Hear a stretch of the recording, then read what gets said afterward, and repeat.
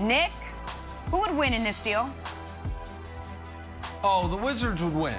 I understand that Russ, because of the bubble performance, is right now, his value is at an all-time low.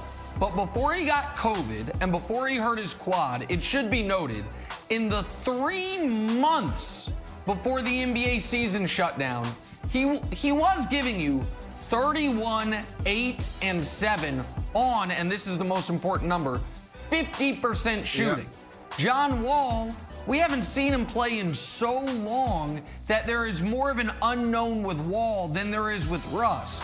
So while Broussard, I don't think this would be a terrible trade. I do think that Houston would have to get more in return than just John Wall. I do think you're going to have to get, and I think Beal would fit well with Russ, by the way. So I do think Washington would have to include more than John Wall to make this trade make sense for Houston. Well, Brandon's right in that neither team would win a championship, but the Wizards would win this deal going away because I think they'd be a playoff team in the East. They'd be exciting. They'd create some buzz finally around D.C. that hasn't been there in a long time. And Russ and Beal could play together. Russ would be on the ball. Beal's a great shooter. I think in the Eastern Conference, they make a little noise at the bottom of that playoff group. Whereas if you're Houston, John Wall would be an even worse fit with James Harden than Russell Westbrook was. So if you're trading Westbrook, then you probably are going to end up trading Harden right soon thereafter. So why would I want John Wall? I get no salary relief because he's got the same contract as Westbrook.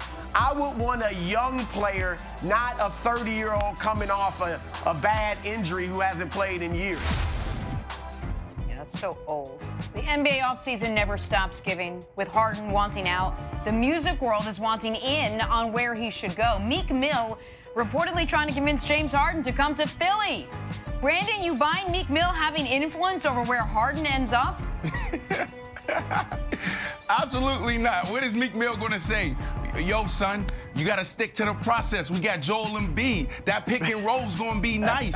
Like, you come over here, we could potentially win. Don't worry about the bad body language that you saw from Joel Embiid in the bubble. Don't worry about the bad leadership. You're going to be good. No, the best opportunity right now, and it's going to be hard for them to bring it together, but the best opportunity is the Brooklyn Nets. There's nothing that compares to playing with KD and being in Brooklyn. Nice Philly impersonation, Brandon, but no, he's not going to have any impact on what Harden does. I mean, this is ridiculous. This is a basketball decision for Harden. However, I do think he still maybe could end up in Philly if Houston shows some patience. Wait it out. I know Philly wants to go with Simmons and Embiid, give them a shot with Doc Rivers, but if they don't mesh together as well as they like, maybe at the trade deadline or, heck, even next offseason, they might be willing to part with one of those guys for James Harden. Okay, so here's the thing. You're both wrong. Meek Mill absolutely could influence Harden into strongly considering Philly. You have to understand the player and the person we're talking about. And part of yes, James Harden wants to win championships. James Harden wants to make a bunch of money. He's made a bunch of money. Wants to win MVPs. He's done that too. James Harden also wants to enjoy his nightlife. We know that about him. This is a man who, I broke this story 6 years ago, had his jersey retired in a strip club in Houston. So Meek Mill telling James Harden about the Philly nightlife, about the scenes, about the what goes along with being a Sixer, 100% could have at least a small impact. That's first of all. Second of all, I'm just curious if Jay Prince can get involved and tilt the balance back to him staying in Houston. If we're talking about guys having some sway over this, we need a major New York. Where's Cameron when you need him to rep the Nets? I need to answer those questions. So right now, I absolutely think Meek Mill could have a minor influence. Literally, I have nothing to add to that. We got to talk about tonight's NBA draft. Minnesota picking first, followed by Golden State.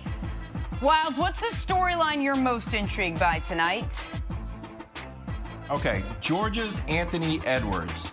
Woke up this morning and saw Anthony Edwards trending. I'm like, why? And he says he had some curious quotes that were pulled out of context, and here they were. And when he talked about basketball, he said, I'm still not into it. He's talked about how he loved football. And then he kind of took a shot at Dame's rapping ability, and it started to trend.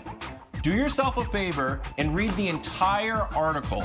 It is a nuanced look at a guy who has overcome some real challenges. His mother and his grandmother passed away. It's on the 5th of the month. That's why he wears number 5. He has the potential to be the best scorer and the best defensive player. Read the entire article, not just what was trending on social, and you'll find a guy that you want to root for in the draft. I wish him the best of luck. I'll be rooting for him wherever he goes, Broussard. That's great, Wild. Yeah, I'm going with LaMelo Ball as the most intriguing storyline, but I do think Edwards goes first to Minnesota, Wiseman goes second to Golden State, and I think Ball goes third to Michael Jordan and the Charlotte Hornets. Look, from what I hear, Jordan really likes him, loves him, but the rest of the front office is lukewarm on LaMelo. He has great talent. He's obviously got the most star power in this draft. People are concerned about his attitude, his immaturity. He has no use for defense at all, but he is a 6'6" point guard with true court vision, great passing skills. And if he can get his mind right and mature and be in a professional environment, he could become a special player, one of the most special in this draft. You know Broussard's a real seasoned journalist because he says mature instead of mature. That's how you know a man has true classical training. Broussard's also correct that unless there is a major trade, Edwards is going 1, Wiseman is going 2. So the most intriguing storyline heading into tonight's draft is the storyline that never really existed, but people tried to speak it into existence. And that is the Warriors. They're going to package the number 2 pick, maybe for Giannis. If not Giannis, certainly for Bradley Beal. Literally 6 minutes ago, Kevin O'Connor tweeted this out. You want to know what the number 2 pick could be packaged for? Sources, Warriors and Bulls have discussed a trade that would send the 2nd pick in exchange for the 4th pick and Wendell Carter Jr. So these ideas that the Warriors were going to use this number 2 pick to go light year season again were always nonsense. They're going to be proven to be nonsense tonight when they end up getting James Wiseman. There's a nice player, but it's not exactly a guy that's going to be a part of their next big 4. And some of us have, Jenna, been saying that was the case all along. So we're about 14 hours away from it being confirmed as such. Thanks for watching. Subscribe here to get the latest from the show. Also, be sure to check out more of the best clips from First Things First, or go watch a few segments from our other shows on FS1.